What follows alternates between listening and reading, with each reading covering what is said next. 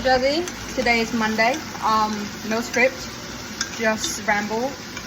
But I thought I should cook my week lunch and dinner while I talk to you about what I'm gonna write for my essay. I did this before and it was a bit of a mess, so I'm gonna try to be more cohesive this time. Okay, so what I'm making right now is one pot pasta, and essentially what's in the one pot pasta is just pasta, onions, and meat. But right now I'm cooking my onions until it's soft. Add some garlic in there as well, and then once it's soft, I'll add herbs and tomatoes. We don't have herbs, so I just took whatever is in the cupboard, which is thyme and basil. I hope it goes together.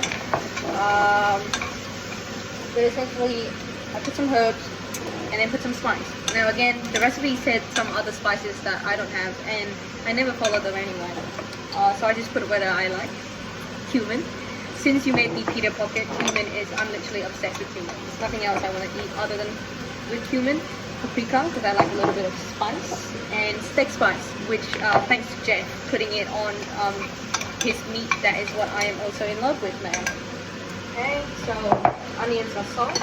I'm just gonna put tomatoes in. They said to use canned tomatoes and tomato sauce. I don't have it, so I just thought let's cut some onions and hope for the best. So essentially what we're doing is make everything soft so it becomes like a stew. And then I'll add my meat in, and then once my meat browns, I will then add stock in. I can't remember if I'm supposed to put the meat in first or the tomato first, but I put the tomato sauce in. So you put stocks in, then you put it in medium heat. Put it in medium heat for I think 20 minutes, and cover the pot. And then once it thickens, then you add your pasta in. And that's your stuff, and then you add some cheese in, and then that's perfect, you know. Okay, so the inclusive essay standpoint, which is what I'm doing for my education 1224, Foundation to Inclusive Education, and it's essentially talking about what is your view of inclusion now after all of these studies. What are you going to write about? What have you learned? What's the benefit? What's the disadvantage? And at the end of the day, do you think it's good that we should fully include students with disabilities in a classroom with students without disabilities? Now, for context, and you know, you watched my other video before when I first started this unit, and what I said was, I'm inclusive my ass. I thought I was inclusive until I get to this school, and it's just like, there's so many things that I don't know, and there's so many assumptions and perception of people with disabilities that I have that I shouldn't have, really. So it has been a bit of a learning curve for me. However, I'm in this class with my tutor, and he is the head of inclusive study, blah blah blah. He's like the top of this, like he's the best person to be teaching this, because he essentially writes these things. And he was principal of special schools, and he was principal of and he works for mainstream school as well. So we have a variety of evidence and expertise. But he also is a fully hard-on inclusive 100%. You know what I mean? Like, he has his view, and it's a very clear view of what it is. And I am Mr. Roosevelt disciple. I am his student. You know, I do politics and law. What that means is, whenever somebody's extreme about something, I have this innate urge to go against it. Not just because I want to go against it, or just more like, I need to figure out what you say is 100% true, because I don't believe that anything is 100% true. And you know, like I can't just agree with you because that's what you said. Like I always feel the need to be conservative when somebody's being extreme. So that was what I wanted walking into this essay. But after after some research, it's very hard to deny the fact that students with disability deserve equal education as those that don't have disability. You know, like, how do you say that? How do you speak against that?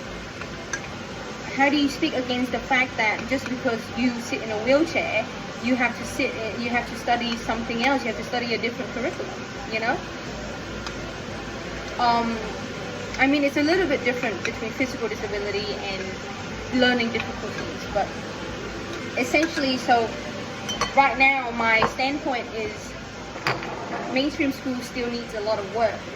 A lot of them are not prepared for teaching students with disability or learning behavior, and a lot of them haven't done any adaptation or adjustment. All they did is put a student with disability in this education system and hope for the best, and that's not how it works, because the way that we approach education must be different, and it's a teacher's role to adapt and to adjust with the support of the school. Now, I still am skeptical, but I think most of that skeptical comes from a place of fear, a place of nervousness. Sorry, got cut off because my the fire alarm went off. Yeah, it comes out of fear because me as a pre-service teacher, I feel very unprepared in teaching students that's not teaching to the middle. Essentially, it's teaching to students who are already capable. I'm nervous about that because, I mean, I'm already insecure enough about my knowledge of education itself, let alone the teaching, you know? Like, I don't even know if I can teach ATAR, let alone how to adjust my teaching to students who struggle. But that is a teacher's role, and just because I'm scared and nervous doesn't make it wrong, doesn't make it not deserving to be addressed. So I just hope that in the next 4 years it will teach me how to be prepared. But I don't think mainstream school is ready, but I think it needs to be in full inclusion, not special school and mainstream school. I think it needs to be together, even though there's works to be done. Well, we're gonna have to do the work and not slack off and find an alternative solution. Ugh. I'll see you on Friday, Josie. Given that you've done food review before, I thought I should do this. Make my video a little bit longer. If you simmer it long, the pasta is super soft. I think it's pretty good. I have to add some fish sauce in, because even though I feel like I put a lot of sauce, a lot of spice, it always go really bland. So apparently I have to go even heavier with my spice pan. What else? Behind the scene. Videoing yourself cooking and talking at the same time is extremely difficult. Just multitasking is extremely difficult. Like, I have to cut so many parts where I just zone out because there's no script, and I have to think about how to cook it right and how to say things right. And what I try to convey about my inclusive essay, I mean, it sounds all right in the video, but it could have been much, much better if I have a script. So great respect for all the chef cooking show, and also celebrities interview. Like, how do you say something so like concise and also doesn't upset anybody? Like, the PR training, it must be really good. And now I find it funny because as fans, when we stalk our celebrities, we would like analyze every single words. And now I'm just thinking, like, if y'all analyze my words, just know that I do many things by accident. Like, my brain's not even thinking right, let alone saying things right. So there you go.